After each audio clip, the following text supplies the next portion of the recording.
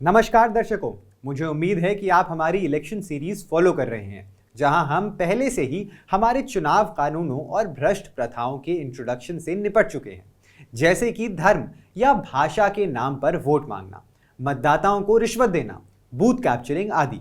ये भ्रष्ट आचरण मुख्य रूप से उम्मीदवार, उसके चुनाव एजेंट या इन दोनों पार्टियों की सहमति से किसी व्यक्ति द्वारा संचालित किए जाते हैं और वो अयोग्य ठहराए जाने के लिए उत्तरदायी है। लोक प्रतिनिधित्व अधिनियम या जन प्रतिनिधित्व अधिनियम 1951 चुनावी अपराधों से अलग से निपटता है। कृपया ध्यान रखें कि बूथ कैप्चरिंग एक भ्रष्ट आचरण है और साथ ही अधिनियम के तहत एक अलग अपराध भी है।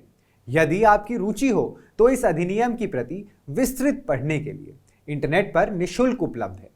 इस अधिनियम का अध्याय 3 यानी धारा 125 से धारा 136 चुनावी अपराधों से संबंधित है।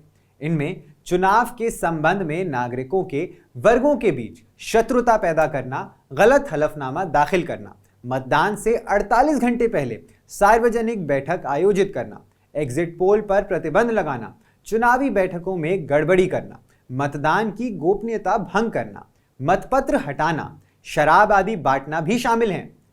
इसे संक्षिप्त रखने के लिए हमने केवल उन अपराधों को विस्तृत करने का निर्णय लिया है जो रेलेवेंट यानी आपके लिए महत्वपूर्ण है। सबसे जरूरी चुनावी अपराध और वर्तमान समय में सांप्रदायिक रूप से चार्ज्ड राजनीतिक माहौल में काफी प्रासंगिक हो सकता है, धारा 125 के तहत आता है, जो कि है चुनाव के संबंध में वर्गों के बीच दुश्मनी को बढ़ावा देना। और यह अपराध किसी भी व्यक्ति द्वारा किया जा सकता है, उम्मीदवार, उसका एजेंट या राजनीतिक दल का कोई सदस्य जो चुनाव से जुड़ा हो। यदि वो व्यक्ति विभिन्न वर्गों के नागरिकों के बीच शत्रुता या घृणा की भावना को बढ़ावा देता है तो उसे 3 वर्ष तक कारावास या जुर्माना या दोनों से दंडित किया जाएगा। यहां जो बात महत्वपूर्ण है वो ये है कि प्रचार करने का वास्तविक कार्य या प्रचार करने की वास्तविक गतिविधि आवश्यक नहीं है।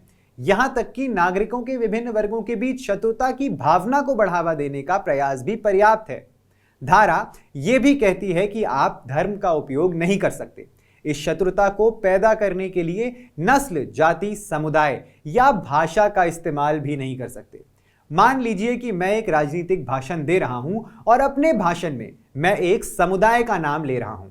उस समुदाय को हमारे राष्ट्र के खिलाफ चित्रित कर रहा हूं या कह रहा हूं कि वो विशेष समुदाय दूसरे समुदाय के लिए खतरा है।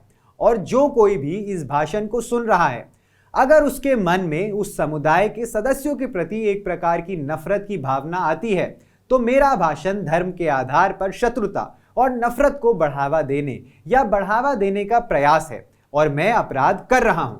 फिर पुलिस मेरे खिलाफ एफआईआर दर्ज कर सकती है। सुप्रीम कोर्ट के फैसले के अनुसार यह अपराध कॉग्निजेबल और गैर जमानती है, क्योंकि इसमें 3 साल तक की सजा का प्रावधान है। साथ ही ऐसी स्थिति में भारत निर्वाचन आयोग या कोई भी व्यक्ति मेरे खिलाफ मामला दर्ज करने के लिए मुखबिर हो सकता है। जैसा कि मैंने आपको पहले ही बताया है, हमारे चुनाव कानूनों में ऐसे कड़े प्रावधान किए गए हैं ताकि मतदाता धर्म, जाति, भाषा, समुदाय आदि से प्रभावित ना हो और मतदान उनकी अपनी स्वतंत्र इच्छा और विचार प्रक्रिया पर आधारित हो, क्योंकि तभी हम इसे स्वतंत्र और निष्पक्ष चुनाव कह सकते हैं, जो हमारे लोकतंत्र की मूल संरचना है। अपने विचार हमें कमेंट बॉक्स में अवश्य बताएं। इस चुनाव के समय चुनाव कानूनों की व्यापक समझ के लिए लाइव लॉ के साथ बने रहें। लाइक, शेयर और सब्सक्राइब जरूर करें और ये पूरी सीरीज फॉलो करें। धन्यवाद।